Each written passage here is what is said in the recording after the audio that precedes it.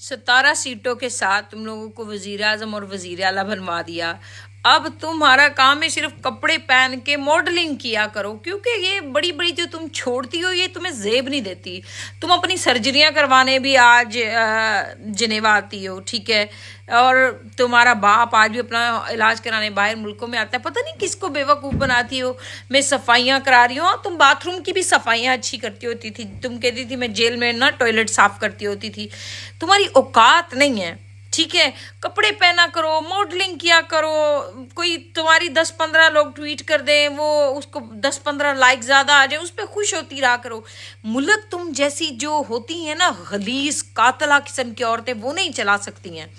ना जिस औरतें फितना औरतें मुल्क नहीं चला सकती हैं।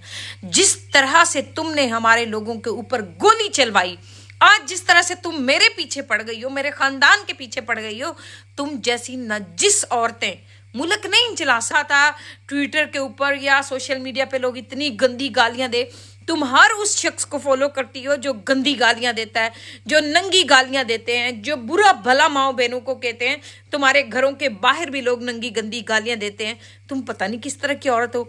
तुम्हारा ना जहां वो चेहरे की इतनी सर्जरियां करवाती हो ना, खींच खींच के उसको पीछे करवाती हो, तो दिमाग भी थोड़ा खींच के अपना सही करवाओ, ठीक है, ताकि तुम्हारे अंदर थोड़ी इंसानियत आए। तुम्हें पता चले कि लोगों का कत्ल नहीं करवाते हैं, बिजलियां बंद करके लोगों के ऊपर गोलियां नहीं चलवाते हैं।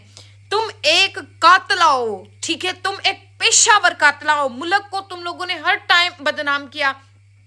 इदारों के ऊपर चढ़ दौड़ना हो, अदालतों के ऊपर चढ़ दौड़ना हो, या फिर जनरलों के जो हाईजेक करवाना हो हेलीकॉप्टर्स, ठीक है, नंगी गंदी वीडियोस अपने पास रखना हो, स्टेजों पे चढ़ चढ़ के जजों को लताड़ना हो, या पाकिस्तान के बारे में तुम्हारे बाप का ये कहना कि पाकिस्तान जो है वो तो मुंबई हमलों में मुलव्वस है। तुम आ गई हमें आज लेक्चर देने।